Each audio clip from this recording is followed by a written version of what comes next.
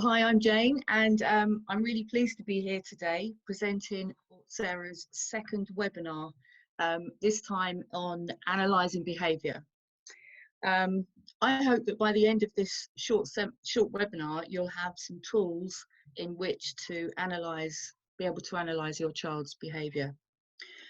So as I run through the presentation, if you've got any questions, you can either keep them to the end and we'll discuss them at the end, or you can add them to the chat. And then as we get to the end of the presentation, we'll answer those questions. So, analysing behaviour. Something that is quite key, especially at the moment, I'm sure. So there's usually a reason for behaviour. And I believe that any behaviour is a communication. I don't believe that any child chooses to behave in a way that challenges us just for fun, especially with autistic children. So our job is to find out what that reason is, which isn't always easy because it's not always obvious. And often people with autism use behaviour as a way of communication. People with autism may use behaviour to express their feelings, because sometimes they find it really difficult to understand what their feelings are. They get those feelings but don't really know what they mean, so we might see behaviour instead.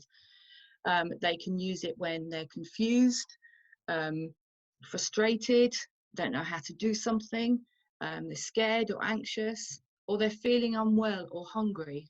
That's something that I see a lot. They get this feeling of not feeling quite right or feeling quite hungry, but don't really recognise it as what it is. So they start to show different behaviours instead. And I've, sometimes just saying, "Oh, you've got quite a sore throat, haven't you? Have you got a tummy ache? Or are you hungry?" Then they can then recognise that that's how they're feeling. They may also use behaviour when there's been a change, so a change to their day or their routine, or maybe a change to something at home that doesn't normally happen, or at school, they have a supply teacher instead of their usual teacher. Or to show you that they don't like something. You might be in a social situation, you might have some visitors, and they're starting to feel uncomfortable, they don't like it, so you see something different in their behaviour. Or you might be somewhere busy, so shopping, or at a party, and they're not enjoying that, so they show some behaviours.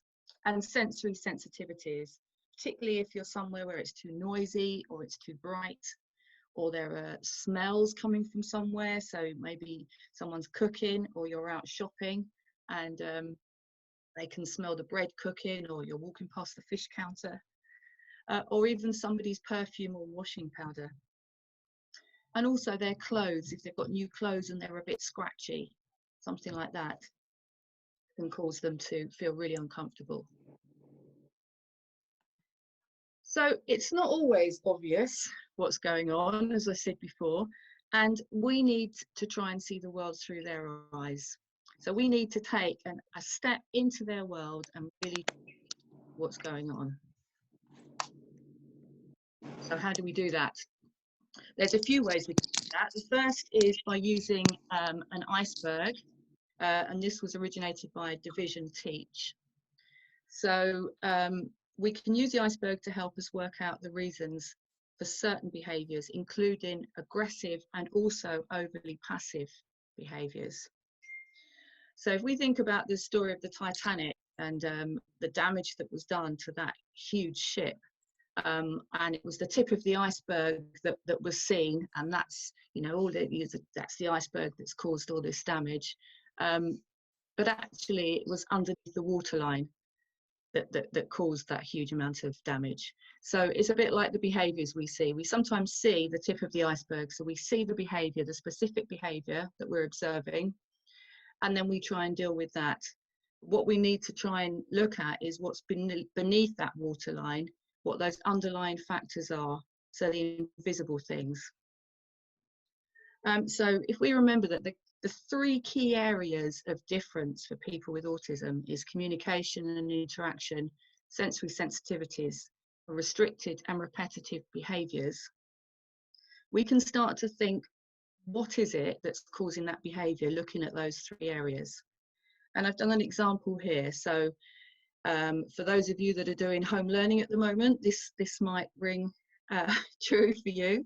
So your child suddenly throws down their pencil and refuses to continue what they're doing. So that's what we see, and that's often what we deal with. You know, and it's come on, get on with it. We've got to get this done, and we're dealing with that observable behaviour. But if we just stop and take the time to have a think about, okay, so what is it? What's going on here? So we look at the communication and interaction. Is he confused by what's expected and is unable to explain that to you? Is there some sensory sensitivities? Is it noisy where you're working? Is the light flickering? Is the next door neighbour doing a barbecue outside and the smell is coming through? And we look at the restricted and repetitive behaviours. So he has no interest in the topic. It's not his special interest. It's not something that particularly rocks his boat. And maybe it's a task where he has to use his imagination. So there's difficulty using imagination and being able to write something that he hasn't experienced. Okay, so there's another example here. So the child bites his arm. He could be anxious about what's happening at that time. Again, it could be sensory, maybe somewhere really busy, maybe there's lots of people over, or maybe he doesn't understand what's going on, or something's different, not what he or she was expecting, and it wasn't pre-warned. So maybe you've had some visitors come into the house, and your child didn't know they were coming, and is now doesn't know how to express that he doesn't like what's happening there. Another example could be a child, I don't know if you've ever experienced, I'm sure you have experienced some difficult times in the supermarket. The lights are bright, they're noisy, there's colour everywhere, and then there's the smells of the bakery, the meat and the fish counters. And I've known of children that will suddenly lie down on the floor in a particular aisle. And then when you start to look at it, why is it that aisle? And you start looking beneath that waterline, then the sensory issues there, it's the smell. That's the closest to the bakery department.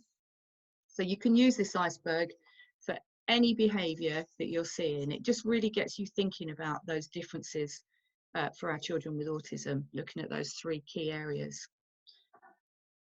The other way to do this is to use the ABC, which is antecedent, behaviour and consequence. This is really good when we just can't get it. So we're using the iceberg, trying to work out what's going on, and we still can't get it. So this we can use over a period of time. So to try and work out if there's a pattern to those behaviours, which will help you to identify the reasons. So this one, the example on the screen here is the antecedent is the child sitting on the couch watching television. The behaviour was he picks his nose. The consequence, mum says to him, William, stop that. So the function of that behaviour could have been for attention. He wanted mum to speak to him, but it could also be sensory. So he likes the feeling of that. And if you do this over a period of time, for another example that I did with a child who a couple of times a week, she got really, really distressed at school and just really didn't want to do her work in the classroom and ended up sitting outside the classroom to do it. And we just couldn't work out why it was, because every other times she was fine. So we did an ABC data sheet and realised that there was a pattern to this behaviour, and it was where there was a part-time teaching assistant that only came in a couple of times a week into that classroom, and it was every time she came in. So we thought, okay, so what is it about her? And then we discovered it was the perfume that she was wearing, and the child just couldn't bear the smell of that perfume and couldn't be in the same room. So eventually we found out the reason why, and And then we were able to change that because we just had a chat with her, and you know, she found it quite amusing, and then stopped wearing perfume on the days that she came in, and then things were fine. So that can be really useful for when you just don't know what's going on.